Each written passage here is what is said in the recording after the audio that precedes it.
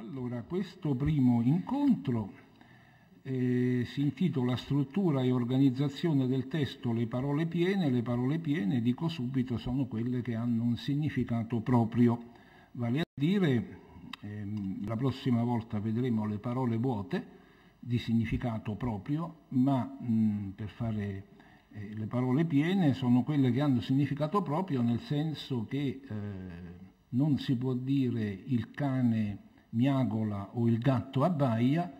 Sappiamo che abbaiare ha un significato che non può essere trasportato fuori di certi animali che producono appunto questa voce. Ma prima di entrare in argomento vorrei fare una premessa che non avevo previsto quando avevo fatto questo programma, perché ho cominciato a pensarci a luglio, quando il programma venne formulato, e così questo mi dà la possibilità di giustificare subito il fatto che non riuscirò a fare tutto quello che dovrei fare in questi 5 incontri, perché non ci sono mai riuscito nella mia vita e ormai è tardi per riuscirci. Volevo infatti partire da un episodio di terrorismo, dei tanti gesti terroristici che rallegrano la nostra società globale, quello che cioè ha colpito probabilmente se ne è parlato proprio negli ultimi giorni e quindi molti saranno già al corrente di questo, una giovane, diciamo donna, per noi sarebbe una ragazza, ma forse in questo caso bisogna dire una giovane donna pakistana che si chiama Malala Yousafzai. Probabilmente Yusuf dovrebbe essere Giuseppe in arabo, penso, ma non lo so, la quale è stata oggetto di un attentato in una regione montuosa del Pakistan vicina al confine con l'Afghanistan. Questa regione è la valle dello Swat. Lo Swat, ho visto in rete, è un fiume che attraversa la valle, una valle verde con alte montagne, quindi un luogo piuttosto idilliaco, già oggetto di flussi turistici. E questa valle è abitata dai Pashtun, cioè una popolazione che parla il pashto, cioè una lingua indoeuropea, con forte influsso arabo perché sono popolazioni generalmente islamiche, e come dicevo,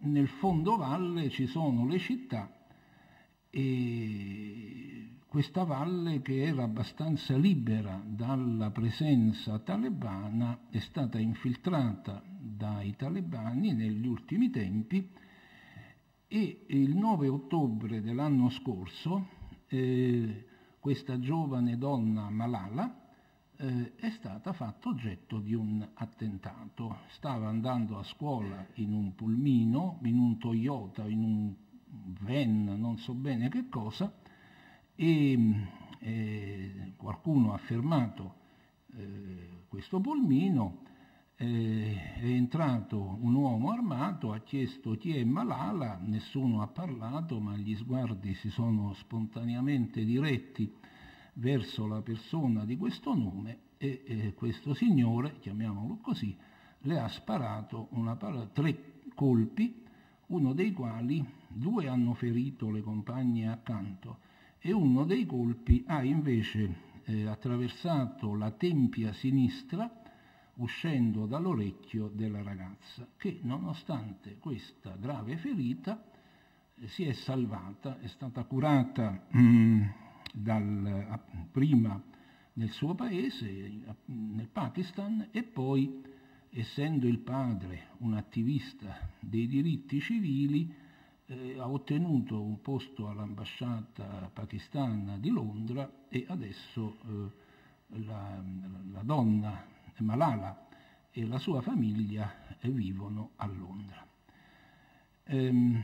Qual era la colpa della ragazza? Io dico ragazza, ma in maniera impropria. La colpa di Malala è consistita nell'avere fatto propaganda per il diritto all'istruzione, alla scuola. L'istruzione in inglese si dice, sentiremo qualche cosa in inglese di lei, istruzione in inglese si dice education, parola che mentre educazione in italiano almeno fino a qualche tempo fa significava non semplicemente istruzione tecnica ma formazione anche morale. Comunque lasciamo da parte queste sottigliezze che però non sono proprio sottigliezze.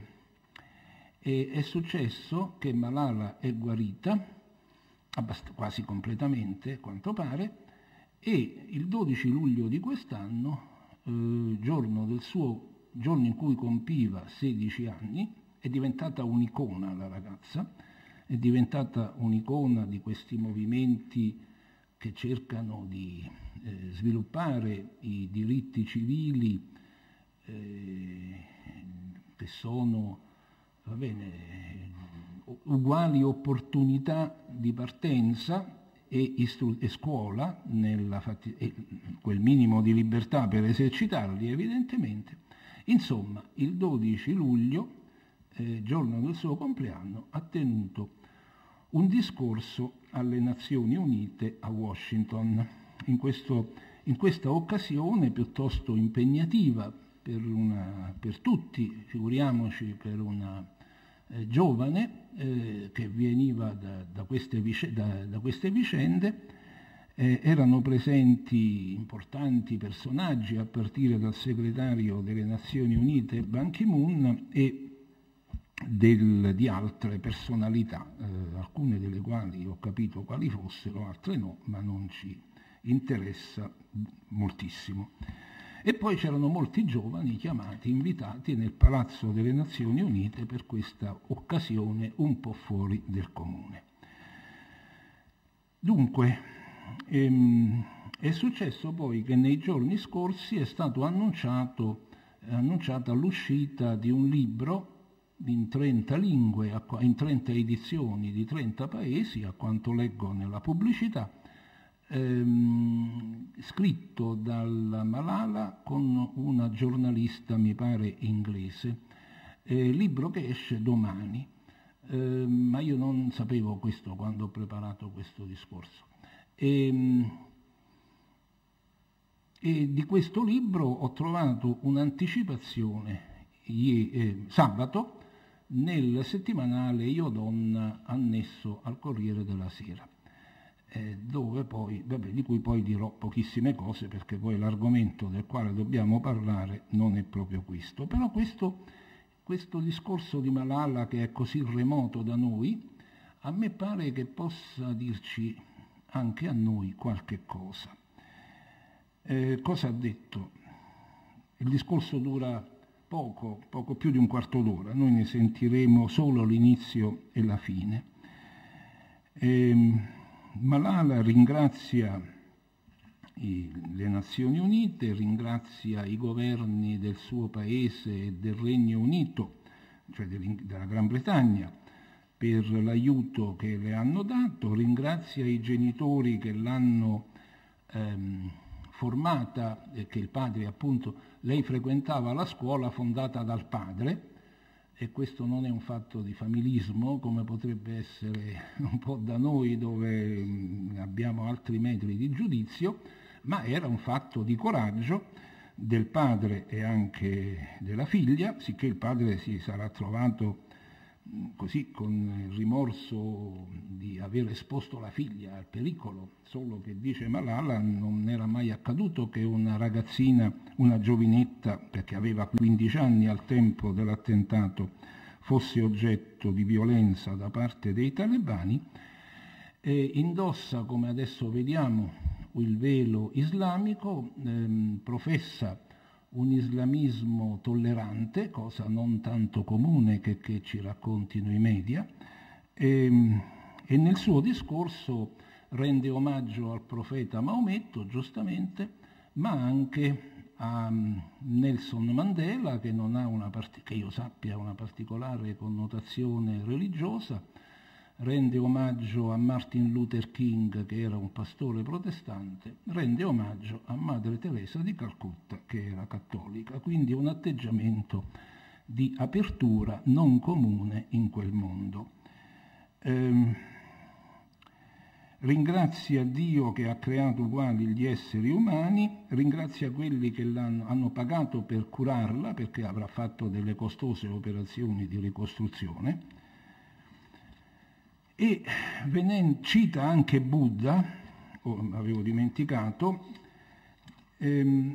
cita l'India, dove i fenomeni di intolleranza religiosa non sono rari, cita la Nigeria, dove lo sport di ammazzare qualche decina di cattolici a messa o protestanti è largamente praticato. E dice: chissà cosa vi aspettate da me.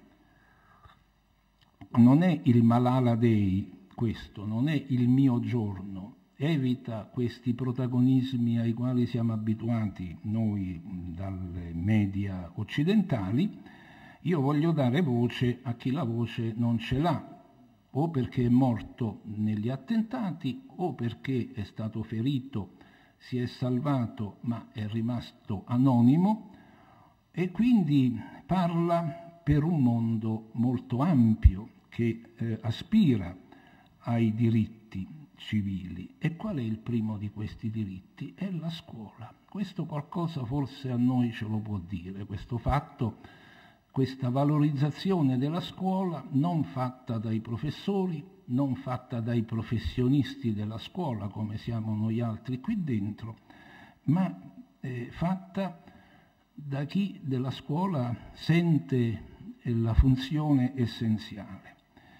E dice che è importante agire.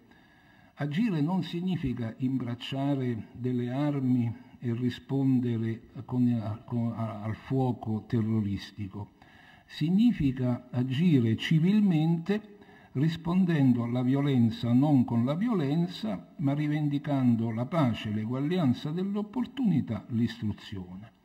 E dice una cosa bella che non sentiamo, ve la dico io, e dice: dopo l'attentato io non sono cambiata. Ecco questo è la sua risposta ai talebani. Io non sono cambiata, dice: io sono la stessa Malala.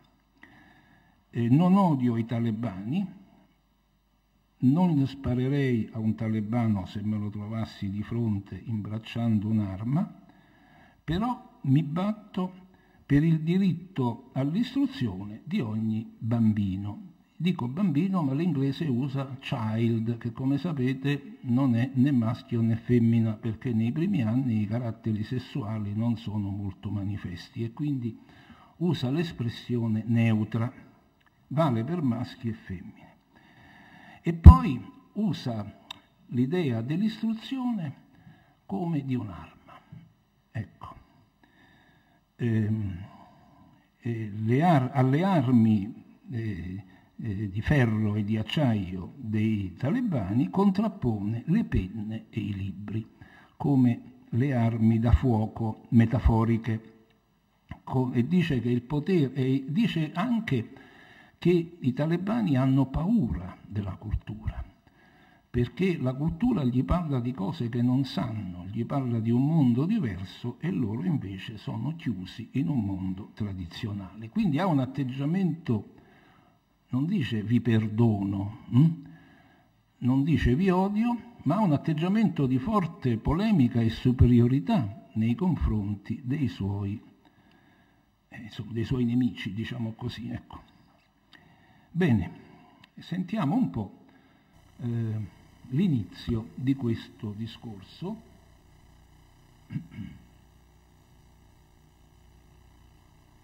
Honorable UN Secretary General, Mr. Ban Ki-moon, respected President General Assembly, sono i ringraziamenti. Honorable UN Envoy for Global Education, Mr. Gordon Brown. Questo è Gordon Brown, no, questo è Gordon Brown, che ha una qualche carica sull'istruzione alle Nazioni Unite, ho capito da questo discorso. Honorable UN Secretary General, Mr. Ban Ki-moon, respected President General Assembly, Vuk Yaramet, Honorable UN Envoy for Global Education, Mr. Gordon Brown, respected elders, and my dear brothers and sisters, Assalamu alaikum. Thank you. Today, it is an honor for me to be speaking again after a long time. Being here with such honorable people is a great moment in my life. And it's an honor for me that today I'm wearing a shawl of Benazir Bhutto Shaheed. È il velo di Benazir Bhutto, che vittima anche lei del terrorismo politico, che lei indossa. I don't know where to begin my speech. Non so come cominciare. I don't know what people would Questi be sono i expecting me to genitori. say. But first of all, thank you to God, for whom we all are equal. And thank you to every person who has prayed for my fast recovery Che ha pagato per and me a le new life. spese. I cannot believe how much love people have shown me. I have received thousands of good wish cards and gifts from all over the world. Ho avuto tante Thank you solidarietà to di all of cartoline dai bambini del mondo. Thank you to the children I whose bambini. innocent words encouraged me. Thank you to my elders whose prayers strengthened me. I would like to thank my nurses, doctors, and the staff of the hospitals Ringrazio i medici, in Pakistan, in the UK, UK, Gran in the UAE Bretagna, government, who have helped me to get better and recover my strength. I fully support Mr. Ban Ki-moon, the Secretary General, in his Global Education First initiative, and the work of the UN Special Envoy, Mr. Gordon Brown, and the respected President General Assembly, Vuk Yaramet. I thank all of them for their leadership that they continue to give. They continue to inspire all of us to action. Dear brothers and sisters, e colazione. do remember one thing. Ricordate, Malala Day is not my day. non è il mio giorno. Today is the day of every woman, every boy, and every girl who have raised their voice for their rights. Dei diritti. Lei è stata colpita a sinistra e si vede che l'occhio non lo apre To completamente. ensure free compulsory education. Ecco, libera educazione gratuita obbligatoria. Questa è la finale. Quello che in Italia abbiamo dal We call upon 61 all the governments to fight against terrorism and violence, contro to il protect terrorismo e la children violenza. from brutality and harm. We call upon the developed nations to support the expansion of educational opportunities for girls in the developing world. We call upon all the communities to be tolerant, to reject prejudice based on caste, creed, sect, color, religion, or gender, to ensure freedom and equality for women so that they can flourish. We cannot all succeed when half of us are held back. We call upon our sisters around the world to be brave, to embrace the strength within themselves and realize their full potential. Realizzare il loro potenziale. We want schools scuole, and education for educazione every child's bright future. per ogni child. We will continue our journey to our destination of peace and education. No one can stop us. We will speak up for our rights and we will bring change through our voice. Cambiare il nostro mondo. We believe in the power and the strength of our words.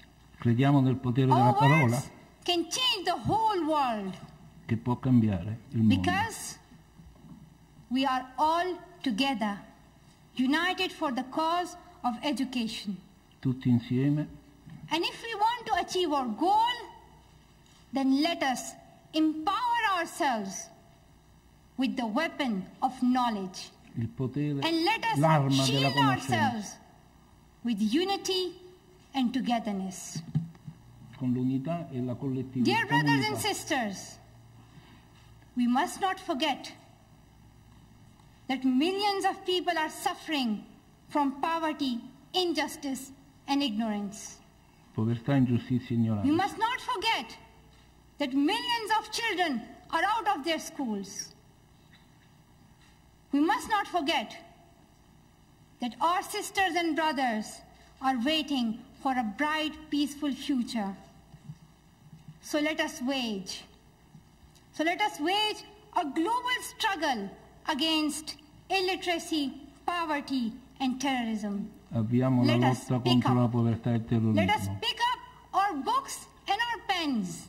Libri e They penne are our most powerful weapons. sono le nostre armi più potenti, One le penne e i child. libri.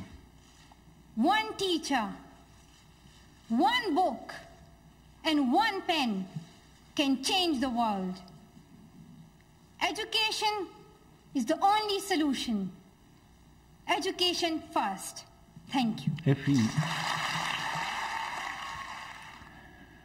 Dunque, questo è Benazir Bhutto, già capo del governo pakistano, figlia di un presidente che già aveva governato il Pakistan, poi perse le elezioni, poi si ricandidò e fu ammazzata durante la campagna elettorale 2007. Lei la chiama Shahid, che è parola che leggiamo spesso nei giornali, sono i kamikaze che si lasciano esplodere. Ma Benazir Bhutto è stata esplosa purtroppo, no? Dico, perché Shahid sarebbe il martire, il testimone, e nell'accezione degli ultimi tempi, degli ultimi decenni, questo termine si è esteso a questi attentati terribili che succedono continuamente.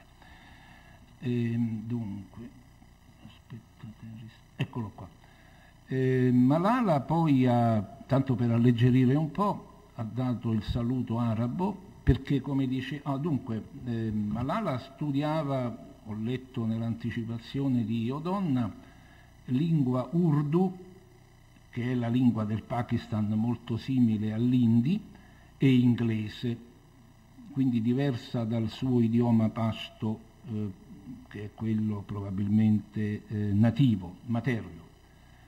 Però queste lingue in questi paesi islamici sono state molto arabizzate, e questo è il saluto Assalam alaikum, che salam significa pace, come l'ebraico shalom, anche se non si può dire, dato il poco amore tra ebrei ed arabi. As è l'articolo, quindi la pace sopra di voi, da cui il nostro Salam Alecchi, che di fronte a questi turbanti, a questi saluti orientali elaborati, spesso la lingua cambia una parola solenne dandole un significato un po' più ironico e leggero. Qui dice: intraprendiamo a global struggle, una battaglia globale. Dice: le donne vogliono combattere da sole per i propri diritti, non vogliono la protezione piuttosto interessata. E questo è insomma il finale: one child, one teacher, one book and one pen. e la conclusione è Education First. È una musica che forse dovremmo cominciare a suonare anche nella nostra felice Repubblica, benché non abbiamo i talebani, per fortuna, ma abbiamo tanti problemi che non sono solo economici, ma riguardano proprio gli indirizzi scolastici e le direzioni, direi, intellettuali della scuola. Si sa come siano difficili le condizioni della scuola, ma non è solo questione di pochi finanziamenti, anche, ma è questione proprio di direzioni intellettuali che non riescono a rinnovarsi, sono intralciate da tanta stupida burocrazia. Questo vale per tutti gli ordini della scuola, dalle elementari all'università o dall'università alle elementari, e poi ci sono tanti altri problemi sui quali non mi trattengo perché sarebbe inutile, perché li conoscete meglio di me, ma insomma qui adesso vediamo appunto di fare qualche cosa sul nostro argomento. Concludo soltanto dando una nota positiva ai talebani, i quali, vistisi messi un po' alla berlina da questa fanciulla, no? Le hanno fatto un'interessante proposta: torna da noi che ti mandiamo in una madrasa per le ragazze. La madrasa, come sapete, è quella scuola coranica dove si vedono ogni tanto i bambini che imparano facendo così con la testa le sure, i versetti del Corano. Questo rivela nei talebani un senso dell'umorismo assolutamente da me insospettato, e che contribuisce a rivalutare questi simpatici gentiluomini. Fatto questo elogio dei cattivi, veniamo appunto a noi. Allora, e quindi comincio con un po' di ritardo. Allora, il primo argomento di oggi, il primo e unico, anche se Malala ha fatto la parte del leone, ma insomma, mutatis mutandis, dobbiamo chiederci se uno slancio verso dei significati è quello che manchi al nostro sistema di istruzione, facoltà di lettere dove ho insegnato tutta la vita, in primis, sia chiaro. Non sto facendo il professore universitario che critica i professori di scuola, è tutto il sistema che non funziona. E il serpente si morde la coda, quindi bisogna spezzare il circuito vizioso. Allora, dicevo, questo è un paese che tra le sue caratteristiche ha la incapacità di una discussione razionale, no? Sappiamo tutti quanto sia ormai inveterato l'insulto nel discorso pubblico e spesso in quello privato. Allora, questa è un po' la totalità generale dei problemi. Oggi parliamo del umile esercizio della parafrasi e vi propongo un testo del Decamerone. Sarà l'unica volta in cui parliamo di un testo letterario, perché qui si punta piuttosto sull'italiano colto e voluto di oggi, e dirò fra poco perché ho preferito per questa chiacchiera, questo incontro iniziale, un testo di italiano antico. Se prendete la prima fotocopia del pacchetto che abbiamo, eccola, abbiamo una breve novella del Boccaccio che si trova, quella giornata quarta, introduzione, no? Dovrebbe essere la prima delle fotocopie, è giusto? Bene. Allora, la quarta, non faccio un'analisi critico-letteraria del testo. La quarta giornata nella quarta giornata Boccaccio fa un lungo prologo nel quale si difende da accuse reali o supposte che sono state mosse alle prime 30 novelle. Troppo ti piacciono le donne, troppo sono scollacciate queste storie, e allora Boccaccio risponde con argomenti teorici non dice le parolacce ai suoi avversari, come ha fatto il senatore Crimi, è l'ultimo di una lunga serie, facendo un commento su Berlusconi mentre ne votava la decadenza, sicché un giurista già presidente della Corte Costituzionale ha detto l'ingiuria ha preso il posto dell'argomentazione, notizia di sabato sul giornale, e invece noi vogliamo proprio non insegnare l'arte dell'ingiuria, che tutti conosciamo, grandi e piccoli, fin troppo bene, o delle parolacce che sono poche, ma vorremmo vedere un po' come si può argomentare in maniera ragionevole e razionale. Questo è uno dei due motivi per cui ho preso la novella di Boccaccio. L'altro è che, dovendo proporne una parafrasi e volendo dedicare questo primo incontro alla parafrasi, ho pensato che era meglio prendere un testo linguisticamente un po' lontano dall'italiano di oggi. Vero è che oggetto di parafrasi può essere anche un testo scientifico o un editoriale di giornale. Allora vediamo come fa Boccaccio a rispondere alle critiche di eccesso di interesse per l'amore e per il gentil sesso, si diceva una volta, insomma per il pubblico femminile, con una breve novella. Una novella che, dice Boccaccio, non è completa, manca del finale. Perché questo già ci fa capire che Boccaccio ha una certa idea di un testo narrativo che deve avere una conclusione. E io invece vi propongo, dice Boccaccio, una novella, diciamo, sconclusionata, priva di un finale. Vediamo un po'.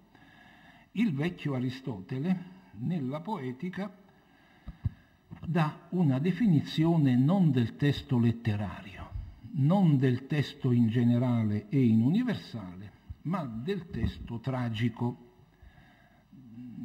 Aristotele viene dopo i 3 grandi tragici greci e la sua Poetica, quel pezzettino che ce ne è conservato, riguarda la tragedia e l'epica. La tragedia, dice Aristotele, è imitazione di una azione completa. Ecco, qui ci interessa la completezza del testo tragico. E che significa completezza? Significa che deve avere un principio, un centro, una fine. Nulla di più banale. Aristotele però poi ci dice anche che cosa intenda per principio, per mezzo e per fine. E qui c'è uno stile argomentativo molto aristotelico. Principio è ciò che non contiene in se stesso nulla per cui derivi necessariamente da altro. Cioè il principio davanti a sé non ha niente. Banale, però bisogna saperlo dire. Mentre invece non solo non ha niente davanti a sé il principio, se no che principio sarebbe, non ha niente dopo di sé, mentre invece dopo di sé ha qualche altra cosa con cui è o sarà unito necessariamente. Quindi il principio prima del principio non ha nulla e è seguito da qualche cosa che però è collegato al principio. Poi passa a definire non il mezzo ma la fine. Al contrario, la fine è ciò che la sua stessa natura pone dopo di un'altra cosa, o necessariamente o per lo più, e che non ha nessun'altra cosa dopo di sé, quindi è speculare, no? Alla definizione di fine. E adesso immaginiamo già che il mezzo sarà ciò che ha qualcosa prima e qualcosa dopo. Ormai il terreno è preparato per questa conclusione. Mezzo è ciò che è così costituito da essere dopo di una cosa, e questa cosa sarà il principio, e da averne un'altra dopo di sé che sarà la fine. Quindi tutti e 3 i pezzi vanno spontaneamente al loro posto. È necessario però perciò che le favole non significa favole, ma significa gli intrecci delle tragedie, siano ben costruite, non comincino e non terminino a capriccio, cioè a casaccio, ma che si conformino ai suddetti principi. Adesso Boccaccio invece ci propone un racconto con il quale lui vuole rispondere ai suoi avversari con una narrazione priva di conclusione. Ecco, vediamo. Così questo mi permette di prendere 2 o 3 argomenti insieme, questa pagina di Boccaccio. Facciamo un attimo di pausa o andiamo avanti? Andiamo avanti con la bandiera sulle barricate? Va bene, Marianna insomma. Nella nostra città, in fondo a pagina 462, è già buon tempo passato, fu un cittadino il quale fu nominato Filippo Balducci, uomo di condizione assai leggere, modesta, ma ricco e bene inviato, cioè socialmente non era un popolano, però agiato, ed esperto nelle cose quanto lo stato suo richiedeva, e aveva una sua donna moglie, la quale egli sommamente amava, e ella lui, quindi non è una di quelle storie dove i mariti fanno le beffe alle mogli o le mogli ai mariti. E insieme in riposata vita si stavano, a niuna altra cosa tanto studio ponendo, quanto in piacere interamente l'uno all'altro. Una coppia felice, che non sarebbe oggetto di novella, di storia, perché non è interessante. Ora avvenne, siccome di tutti avviene, che la buona donna, che non ha valore ironico, oggi dire quella è una buona donna può avere un significato ambiguo, passò di questa vita, né altro di sé a Filippo lasciò che un solo figliolo di lui conceputo, il quale forse di età di 2 anni era. Quindi rimane vedovo con questo bambino. Costui per la morte della donna tanto sconsolato rimase quanto mai alcun altro amata cosa perdendo rimanesse. Fu l'uomo più infelice del mondo.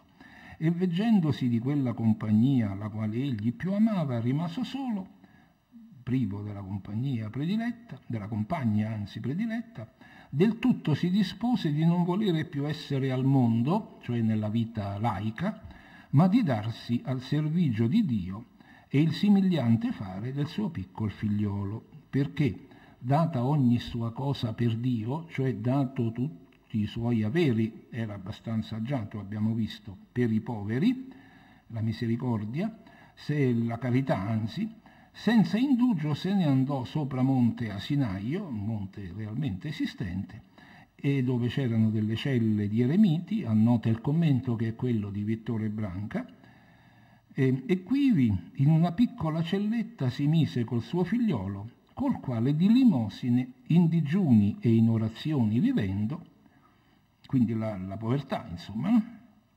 C'erano gli ordini mendicanti, quello di San Francesco, quello di San Domenico e altri, col quale di limosine in digiuni e in orazioni vivendo, sommamente si guardava di non ragionare, ragionare significa parlare, conversare, di non ragionare là dove egli fosse, di alcuna temporal cosa, di nessuna cosa mondana. Temporale è un po' analogo al mondo, no? Lasciare il mondo, abbiamo visto sopra. Né di lasciargli vedere alcuna cosa mondana al bambino, a ciò che esse da così fatto servigio non oltraessero. Tiene insomma il figlio sotto una rigida educazione religiosa, ma sempre della gloria di vita eterna e di Dio e dei santi gli ragionava, quindi leggeva o raccontava al bambino vite di santi e argomenti, gli parlava di argomenti religiosi. Null'altro che sante orazioni insegnandogli. Ecco. E in questa vita molti anni il tenne, mai della cella non lasciandolo uscire né alcuna altra cosa che sé dimostrandogli. Era usato il valente uomo, questo brav'uomo, aveva l'abitudine di venire alcuna volta a Firenze, che scendeva dal monte in città per rifornirsi dell'indispensabile, e quivi, secondo le sue opportunità, le sue esigenze, dagli amici di Dio sovvenuto, aiutato dalla carità pubblica, lui ha lasciato le sue cose per Dio e le corporazioni religiose che poi hanno ricevuto questi beni lo sostentano, no? Ecco. un doppio senso, una doppia direzione di aiuto, diremmo oggi con parola molto usata di solidarietà. Dunque, e poi aiutare, insomma, rifornito dai suoi amici che gli fanno la carità, tornava alla sua cella. Questo è il secondo ora avvenne che. Ora avvenne che, essendo già il garzone di età di 18 anni e Filippo vecchio, un dì il domandò ove egli andava, perché lui l'ha tenuto proprio segregato dal mondo. Lui può affrontare le insidie del mondo, ha perso la moglie, è anziano, è poco sensibile o insensibile del tutto alle tentazioni, ma il ragazzo va guardato. E gli domandò dove andava. Filippo gliele disse, al quale il garzon disse: Padre mio, voi siete oggi mai vecchio e potete male durar fatica. Perché non mi menate voi una volta a Firenze, acciò che, facendomi conoscere gli amici e divoti di Dio e vostri, io che son giovane e posso meglio faticar di voi, possa poscia per i nostri bisogni a Firenze andare quando vi piacerà e voi rimanervi qui? Il valentuomo, pensando che già questo suo figliolo era grande, ormai l'aveva educato per bene, no? Quindi insomma era sicuro di poterlo esporre al secolo, come appunto con questo linguaggio molto frequente nel Medioevo, anche nel Rinascimento.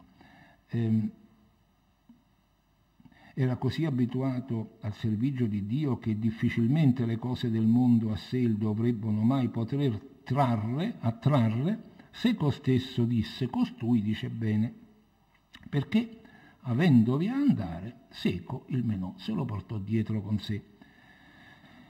Quivi il giovane, veggendo i palagi, le case, le chiese e tutte le altre cose delle quali tutta la città piena si vede, siccome colui che mai più per ricordanza vedute non ne aveva, si cominciò forte a meravigliare. E che cos'è questo? E che cos'è quello? E di molte domandava il padre che fossero e come si chiamassero. Specie di nominazione di un mondo ignoto, di dare i nomi a una realtà nuova. Il padre glielo diceva e egli, avendolo udito, rimaneva contento. Dice: papà, è questo come si chiama? È questo, è questo. E così, domandando il figliolo e il padre rispondendo, molti avrete presente il famoso affresco oggi molto riprodotto del Lorenzetti, del buon governo e del cattivo governo, della campagna che verso la città, delle giovani donne che fanno un gruppo danzante dentro Siena, no? Ecco, insomma, un po' questa immagine, no? Coeva, siamo nello stesso tempo del Boccaccio.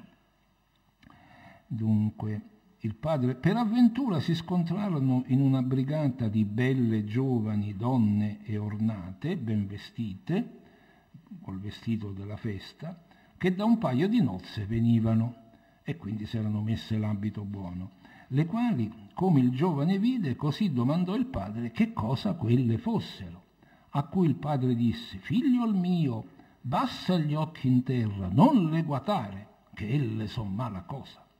Disse allora il figliolo: o come si chiamano? Il padre, per non destare nel concupiscibile appetito del giovane alcuno inchinevole desiderio men che utile, per non sollecitare la facoltà del desiderio, non le volle nominare per lo proprio nome, gli dette un nome, il nome vero è tabuizzato, che sarebbe cioè femmine, ma disse: elle si chiamano papere. Meravigliosa cosa udire, colui che mai più alcuna veduta non aveva mai visto una donna, non curatosi dei palagi, non del bue, non del cavallo, non dell'asino, non dei denari, né di altra cosa che veduta avesse, subitamente disse: Padre mio, io vi prego che voi facciate che io abbia una di quelle papere. Oimè, figliol mio, disse il padre, taci, elle son mala cosa, sono una cosa cattiva. A cui il giovane domandando disse: o son così fatte le male cose, sono così attraenti? Sì, disse il padre. E egli allora disse: Io non so che voi vi dite, che mi vai raccontando, né perché queste siano mala cosa. Quanto è, a me non è ancora paruta vedere alcuna così bella né così piacevole come queste sono. Elle son più belle che gli agnoli dipinti che voi mi avete più volte mostrati. Se vi cal di me, fate che noi ce ne meniamo una colassù di queste papere, e io le darò beccare, con ovvia allusione sessuale. Doppio senso. Disse il padre, io non voglio, tu non sai donde elle si beccano. Questa è l'allusione, consiste di questo beccare e imbeccare. E sentì incontanente, subito, più aver di forza la natura che il suo ingegno, e pentessi di averlo menato a Firenze. La novella non ha conclusione. Il maggiore studioso di Boccaccio, che è Branca, nella nota a pagina 462 trova che la novella sia completa. Io personalmente non sono proprio di questa idea, perché se la novella fosse completa, il Boccaccio avrebbe scritto 101 novelle, il che contro la sua strategia, che è quella delle 10 per 10, 10 novelle per 10 giornate, che è il modello di Dante, evidentemente, dei 100 canti. E poi, effettivamente, a parte questo a priori, no? Se no Boccaccio avrebbe fatto un grossolano errore, a parte questo a priori c'è una posteriori. La novella non ci dice come va a finire. Naturalmente il lettore se lo immagina facilmente. Il padre se ne tornerà malinconicamente al monte Asinaio e il figlio resterà in città andando dietro a qualche papera. Quindi, quando un testo non è completo, ce ne accorgiamo, se è giusto quello che, come lo vedo io, come incompleto, ma non è, insomma, ce ne accorgiamo perché chi legge un testo ha già interiorizzato questa grammatica del racconto che consiste nell'attendersi una storia con un inizio, un centro e una fine, sicché poi lo scrittore può disilludere o contraddire le attese del lettore e meravigliarle con un testo che non abbia l'inizio o con un testo che manchi del finale. Questo mi pare il caso di questa novellina, di questa novella, anche se il finale che manca è veramente poco ed è facile immaginarselo. Però in un corso sull'argomentazione il motivo principale per cui ho scelto questa novella non è solo quello di metterlo a confronto con la bella definizione di Aristotele, che mostrare come, se è vero, come non posso giurare che il testo sia incompleto, questo ci fa vedere come noi abbiamo un'idea della completezza e del finale. Ma il motivo principale è la natura controversistica della novella. C'è una questione alla base, c'è il raccontino delle donne papere divertente, no? Però c'è un diverbio, una dialettica che il testo esplicita nel finale, al paragrafo 29, più aver di forza la natura che il suo ingegno. Quindi evoca la forza della natura. Contro l'ingegno sarebbe la sua idea pedagogica, il modo con cui lui ha cresciuto il figlio. Possiamo generalizzare questo diverbio nei termini di natura e di educazione. È una cosa che riguarda solo Filippo Balducci? Forse no, nel senso che anche oggi si parla di spontaneismo nel modo con cui spesso vengono cresciuti nelle famiglie i figli, di inclinazioni russoviane. Rousseau era il grande teorico della natura e non c'è bisogno di aver letto Rousseau per lo spontaneismo naturalistico. Rousseau era critico nei confronti della società e si è parlato di tendenze più o meno consapevolmente neo-russoviane. E quindi io non so se questo testo sia proponibile in una scuola, in una classe della secondaria superiore, forse no, perché mi immagino che cosa verrebbe fuori dal commento, dall'esegesi del beccare e dell'imbeccare, quindi però noi ce lo possiamo discutere, insomma, senza cadere troppo, come dice Boccaccio in un'altra novella, nel pecoreccio. E quindi, ma insomma, non è che vi sto fornendo un testo da applicare insomma, del Decamerone ce ne ha tante di proponibili, che non c'è bisogno di Filippo Balducci. Questo però non lo voglio giudicare io, naturalmente. Pensavo di darvi la parafrasi orale di questo testo, però non ve la do. Mi limito, perché adesso fate il laboratorio su questo problema della parafrasi. Mi limito a concludere, perché sono già molto oltre i tempi che dovrei rispettare, sarò più ligio le prossime volte. Quale può essere il senso, e qui entriamo davvero nell'interattività di cui parlavo prima, a che serve una parafrasi? È proponibile? A mio avviso la risposta per quanto mi riguarda è positiva, ma va verificato questo naturalmente. Intanto una parafrasi in italiano di oggi di un testo di ieri, Boccaccio tra l'altro so per esperienza ormai non recente anche di insegnamento all'università, è un testo oggi difficile. Questo che abbiamo letto mi sembra che abbia 1 o 2 punti particolarmente complicati, ma per il resto sia abbastanza liscio. La parafrasi ti costringe l'alunno, lo studente, a una piena comprensione del significato puntuale e letterale.